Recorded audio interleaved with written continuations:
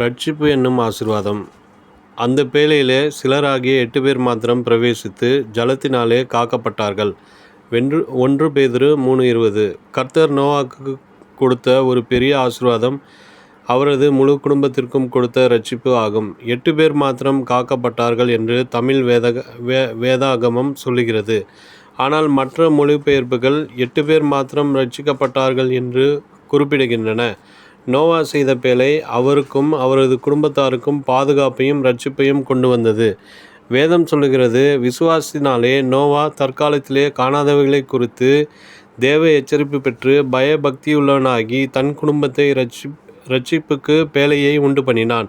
அதனாலே அவன் உலகம் ஆக்கினைக்குள்ளானதென்று தீர்த்து விசுவாசத்தில் உண்டாகும் நீதிக்கு சுதந்திரவாளியானான். எபிரேயர் 11:7. நோவா ஒரு பக்கம் சுவிசேஷத்தை பிரசங்கித்து கொண்டிருந்தார், மறுபக்கம் பேழையை கட்டி கொண்டிருந்தார். அதே நேரம் குடும்பத்தை பற்றிய பாரமும் பொறுப்புள்ளவராய் இருந்தார். தேவ பிள்ளைகளே, உங்களுக்கும் உங்கள் குடும்பத்தை குறித்து பொறுப்பும் கரிசனையும் அக்கறையும் மிக மிக தேவை. வேதம் சொல்லுகிறது, நீதிமான்களுடைய கூடாரங்களில் இரட்சிப்பின் கெம்பீர சத்தம் உண்டு. சங்கீதம் 18:15.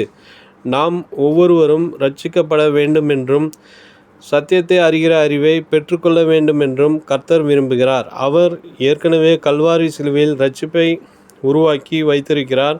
ஒரு இரட்சகராய் நமக்கு ஜீவனை கொடுத்திருக்கிறார். பாவ மன்னிப்புக்கென்று தம்முடைய விலையேறப்பெற்ற இரத்தத்தை சிந்தியிருக்கிறார். நம்முடைய கடமை என்ன? நம்முடைய குடும்பத்தாரும் அதை அன்போடு ஏற்றுக்கொண்டு இரட்சிக்கப்பட வேண்டும். யோசுவா சொன்னார், நானும் என் வீட்டாருமோ வென்றால் கர்த்தரையே சேவிப்போம். யோசுவா 24:15. ஒரு குடும்பத்தில் ஒருவர் இரட்சிக்கப்பட்டாலும் முழு குடும்பத்தையும் இரட்சிப்பேன் என்று கர்த்தருடைய வாக்குத்தத்தமாகும்.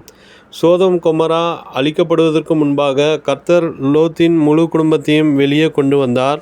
மட்டுமல்ல, லோத்தின் குமாரத்திகளை விவாகம் செய்யவிருந்த மருமக்கள் மாறும் கூட கர்த்தர் இந்த இரட்சிப்பின் கிருபையை பாராட்ட சித்தமாயிருந்தார். ஆனால் லோத்தின் மருமக்கள் மாரோ அந்த கிருபையை அசட்டை பண்ணினார்கள்.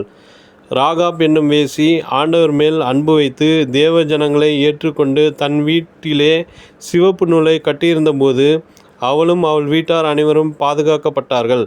கர்த்தராகிய இயேசு கிறிஸ்துவை விசுவாசி, அப்பொழுது நீயும் உன் வீட்டாரும் இரட்சிக்கப்படுவீர்கள். அப்போஸ்தலர் 16:31 என்பதே கர்த்தருடைய வாக்குத்தத்தமாகும். தேவ பிள்ளைகளே, நீங்கள் குடும்பமாய் கர்த்தருடைய ராஜ்யத்திலே காணப்படுவீர்களாக. நினைவிற்கு, வாக்குத்தத்தமானது உங்களுக்கும் உங்கள் பிள்ளைகளுக்கும் நம்முடைய தேவனாகிய கர்த்தர் வரவழைக்கும் தூரத்திலுள்ள யாவருக்கும் உண்டாயிருக்கிறது. அப்போஸ்தலர் 2:39.